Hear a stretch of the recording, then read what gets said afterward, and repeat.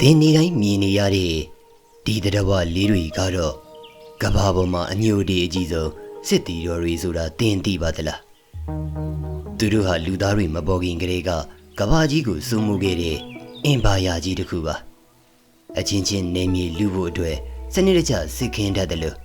တစ်ဖက်သားကိုကျွံပြူဖို့လေဝင်မလေးကြပါဘူး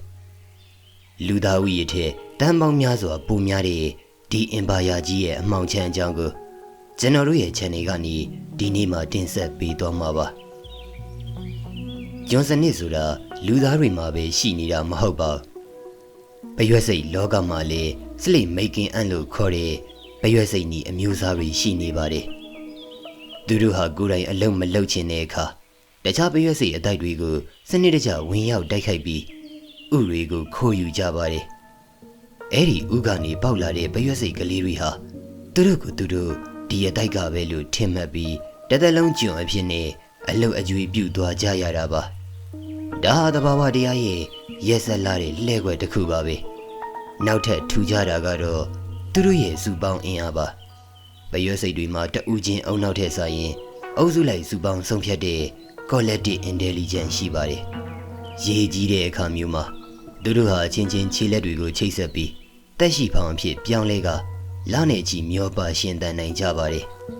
လူအပ်ရင်အချင်းချင်းကိုခန္ဓာတွေနဲ့တရားထိုးပြီးကြောက်ကဘာတွေကိုတော့ဖြတ်ကျော်နိုင်တာပါဒါပေမဲ့အားလုံးထဲမှာအထိတ်လန့်ရဆုံးကတော့အရှိတောင်အာရှမှာတွေ့ရတဲ့ exploding ant တွေပါပဲ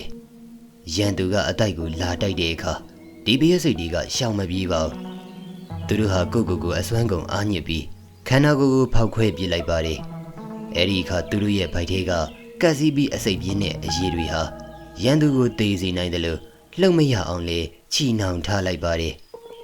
ကိုအမျိုးနဲ့အတွက်အသက်ဆုံးတဲ့နေရာမှာသူတို့ကိုဘယ်သူမှမမိပါဘူးဒီလောက်သေးငယ်တဲ့တရဝလေးတွေမှာဒီလိုရှုပ်ထွေးပြီးကြောက်စရာကောင်းတဲ့ရှင်သန်မှုတွေရှိနေတာတကယ်ကိုအံ့ဩစရာပါပဲနောက်တစ်ခါသင်္ချောင်းနားမှာပရွက်စိတ်တကောင်ကိုမြင်ရင်